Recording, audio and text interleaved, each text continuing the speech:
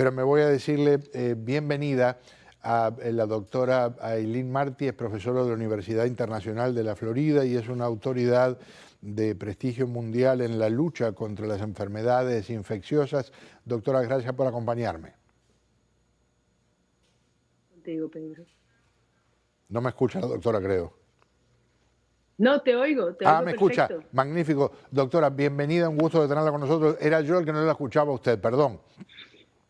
Lo Todo que bien. le quería plantear primero, de lo que está pasando, hay algunas cosas que incluyen noticias específicas, comprobadas, formales. Otras que están en proceso, medicamentos que se están analizando, proyectos de vacunas que se están probando y otras cosas que directamente son disparates absolutos. Ayúdenos un poco a aclarar el panorama. Bueno, hay tanto que hablar porque esa es una cosa que ya has mencionado, está cambiando por la hora. Los casos siguen subiendo, por supuesto, en parte porque estamos empezando a hacer lo que debíamos haber hecho hace meses, que es empezar a hacer más pruebas para determinar quién está infectado y quién no. Y eso es una parte de la historia muy importante. Por eso vemos casi 21 millones de personas en Nueva York confirmadas, porque en Nueva York tienen un proceso muy agresivo de tratar ahora de identificar quién está infectado, quién no, porque se han dado cuenta que esa es la manera más potente para poder eliminar esto lo más pronto posible. Doctora, se habla de varios medicamentos. Cuando hablamos de estos medicamentos hay uno en particular que se usa mucho para el tratamiento de la malaria, que el presidente lo mencionó de una forma que a muchos les hizo pensar que era un hecho que ya podía usarse contra el coronavirus, y los médicos lo que dicen es está probándose específicamente. Me refiero a, se llama cloroquina, este medicamento. ¿Qué nos puede decir? Bueno, déjame aclarar algunas cositas. Hay dos medicamentos que se pueden usar para malaria. Uno es la cloroquina y la otra es hidroxicloroquina. Y los dos son muy viejas medicación. La cloroquina se descubrió en el año más o menos 1930 y se usaba contra malaria, pero ahora hoy en día nada más que se usa contra malaria más que nada en Latinoamérica, porque en otras partes del mundo es resistente, pero esa parte no es interesante. La parte interesante es que estos dos medicamentos, la cloroquina y la hidroxicloroquina, aparentemente tenemos observaciones, no pruebas, pero observaciones, que es una cosa diferente médicamente, enseñando que a lo mejor sí pueden tener efecto en personas con COVID.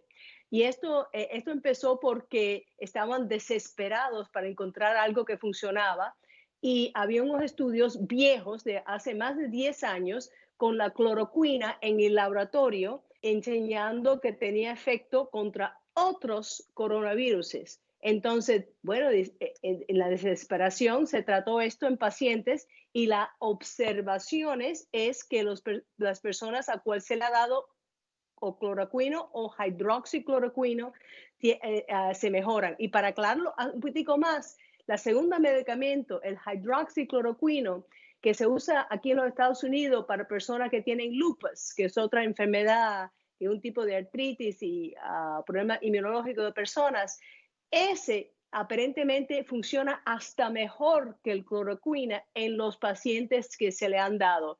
Y eso fueron unas comparaciones muy interesantes que empezaron en el sur de Corea, porque en el sur de Corea no había suficiente cloroquina. Entonces dice, bueno, vamos a tratar esta otra, que es hidroxicloroquina. Y mira el resultado. Pero todavía es observación y no es prueba. Con la vacuna, y yo sé que esto debe estar fatigada de explicarlo, todos los días aparece un titular en algún medio de comunicación, a veces en varios. Encontraron la vacuna. Ya hay una vacuna contra esta nueva cepa del coronavirus. Eso no es cierto. Lo que está comenzando un proceso en múltiples lugares del mundo que puede prolongarse, como se ha dicho en distintas ocasiones, largo tiempo.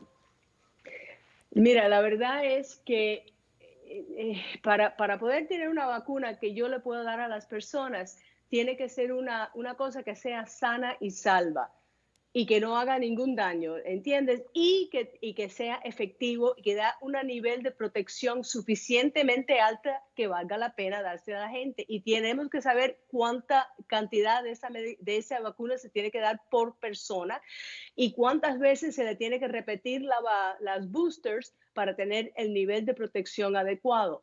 Y este es un virus bien complicado, no es un virus fácil crear una vacuna porque tiene una manera de actuar con el sistema inmunológico que lo hace engañar el sistema inmunológico y utiliza lo que normalmente forma el cuerpo, los anticuerpos que se forman cuando uno le da a una persona las vacunas, otras vacunas, que es fantástico para otras enfermedades, para los coronavirus, inclusive este de COVID, el virus le gusta que el cuerpo forma anticuerpos y utiliza los anticuerpos para amplificarse.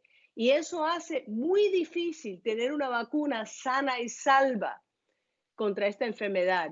Entonces, no va a ser aunque tú ves que sí, hay más de 40 ideas de vacunas y más de 40 tipos de exámenes en los laboratorios utilizando otros animales.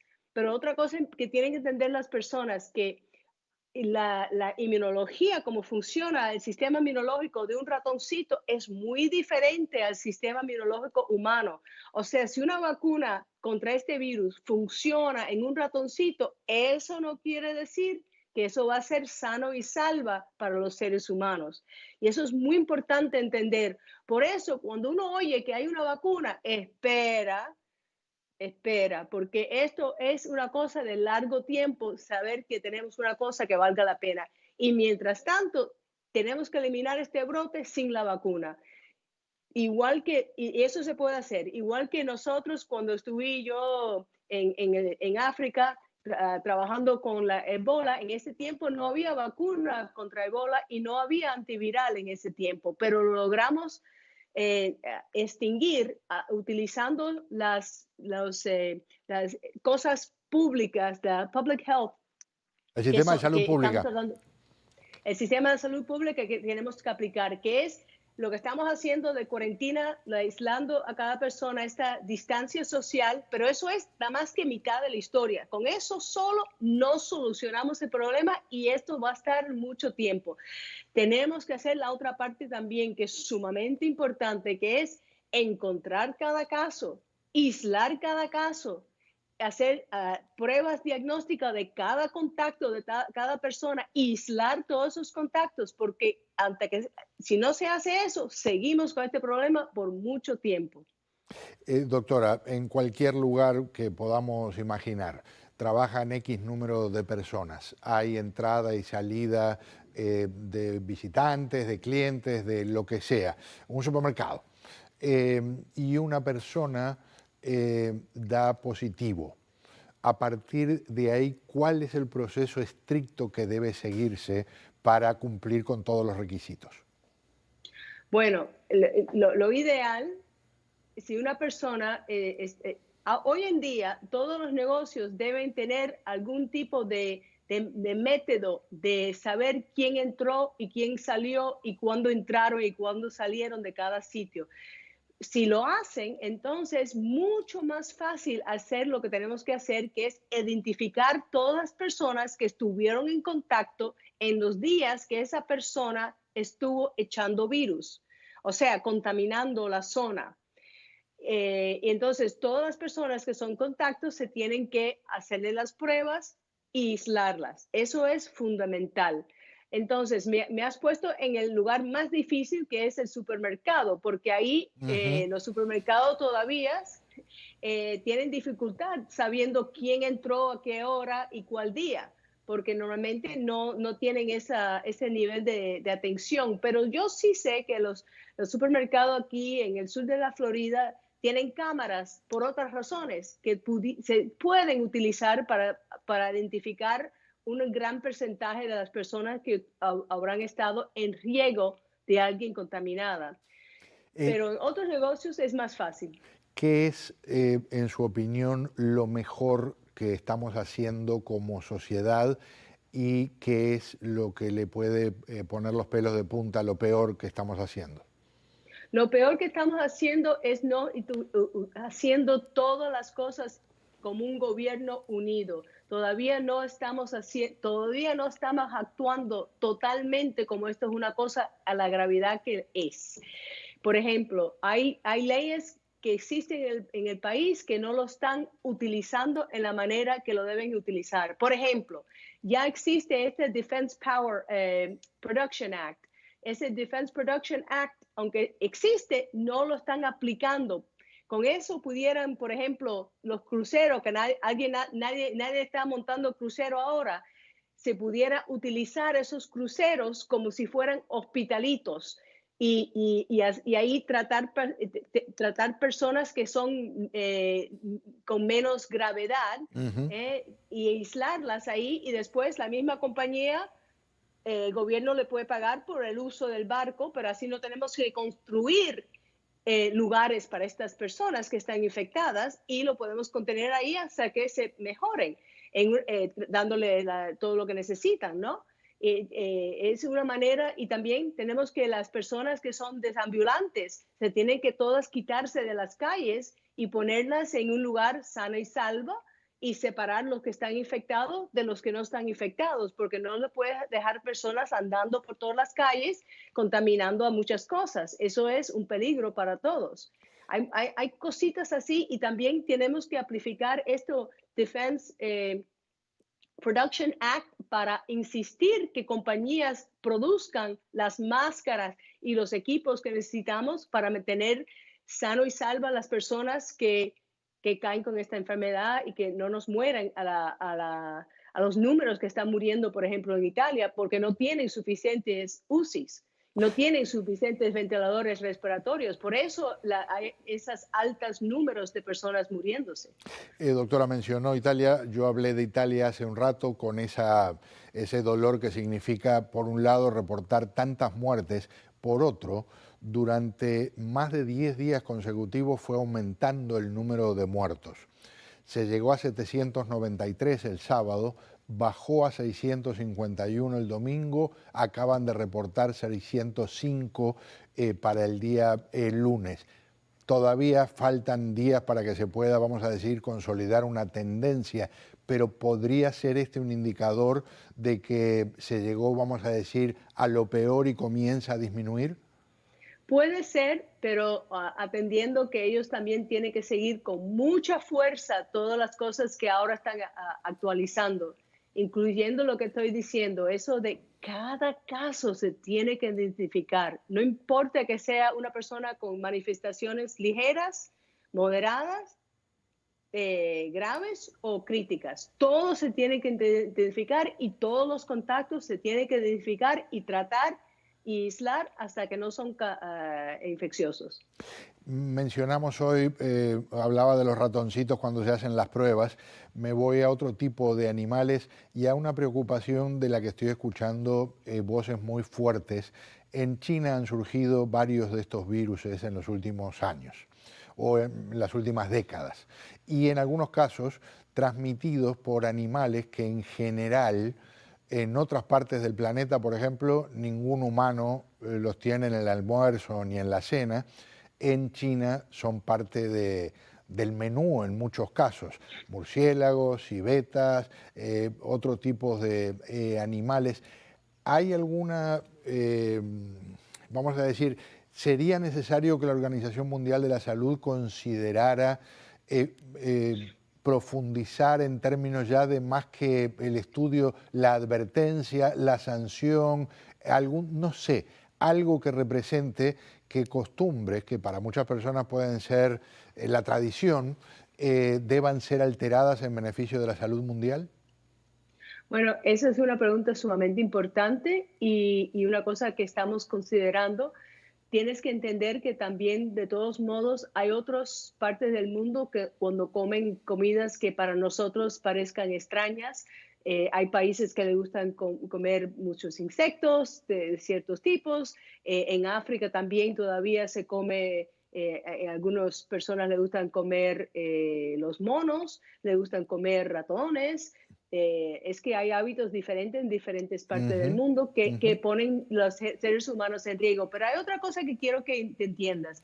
Estas pandemias que parece tan alarmante porque está pasando entre los seres humanos, es parte de la naturaleza. Son cosas que pasan cada unos pocos de años en que brinca un virus o una bacteria de un animal a otro tipo de animal y en el nuevo animal se forma una pandemia. Nosotros no le prestamos mucha atención, especialmente si no son animales particularmente importantes para nuestra vivencia. Ujú, ¿Entiendes? ujú, ujú. Pero mira, el mismo año pasado, el 2018, hubo un brote enorme en China de un nuevo coronavirus que no era de ser humanos, era de cochinos. Ajá, el ¿Ves? swine flu. Y no, eso Ah, es otro. influenza. Ah, Otro coronavirus de cochinos, porque los coronavirus son muchísimos, son miles diferentes de coronavirus. Los murciélagos ellos nada más tienen más de 5,000 diferentes Dios coronavirus. mío, Exacto, o sea, es una familia enorme de diferentes viruses y de vez en cuando brinca de un animal a otro, pero da la mala suerte que este año ha brincado de un animal a nosotros y no ha caído muy mal. sin duda, sin duda. Doctora, ¿algo que quiera mencionar que no hemos conversado en esta entrevista? Bueno, es que hay tantas cosas pasando, pero ahora estamos nosotros en FIU trabajando hacer un tipo de investigaciones para tratar de entender las razones inmunológicas diferentes entre los niños y las personas menos de 18 años a las personas más mayores, 20, 30, 40, 50 años, y tratar de entender precisamente por qué hay la diferencia en manifestación de esta contaminación de este virus para ver si encontramos otra manera de atacar el problema. Hay algo en el sistema inmunológico de los niños seguramente que, bueno, o muy probablemente, que les da una protección que no tienen los que ya pasan la barrera esa de los 18, 20 años, etcétera, ¿no? Eso es lo que estamos investigando precisamente. Qué gusto conversar con usted, doctora. Muchas, muchas gracias. Un placer siempre, Pedro. Muy amable. Gracias. Muchas gracias. La doctora Aileen Martí es una autoridad de la Organización Mundial de la Salud. Esto lo menciono cada vez que conversamos con ella. La requiere cuando hay brotes infecciosos en distintas partes del mundo como consultora e incluso como nos tocó reportar años atrás aquí en el programa, y ella estuvo en numerosas ocasiones con nosotros, ir a África a luchar contra el ébola, por ejemplo.